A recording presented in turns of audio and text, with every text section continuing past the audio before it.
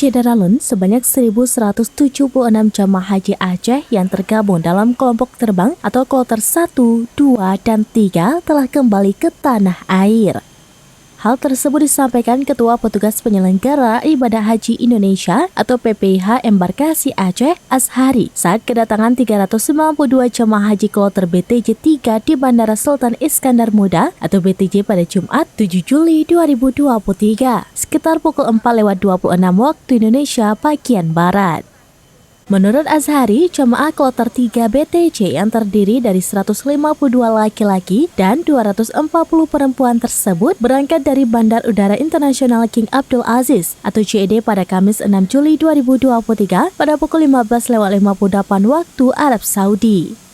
Azhari juga mengatakan ada satu jamaah kloter 3 BTJ yang meninggal dunia di Arab Saudi, yaitu Abdullah Megli berusia 82 tahun asal Aceh Barat.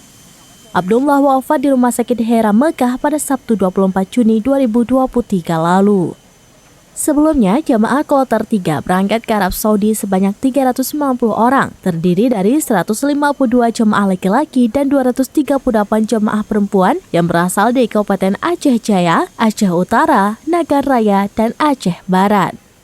Saat kembali ke tanah air, ada 3 jemaah mutasi masuk untuk pulang bersama kloter 3 BTJ. Seorang jemaah dari kloter 4 BTJ, Faridah Hanum asal Aceh Barat, dan 2 jemaah dari kloter 5 BTJ, Risnawati Sona dan Heli Yoga asal Benar Meriah. Dari Aceh Besar, Henry, Seraminus.com.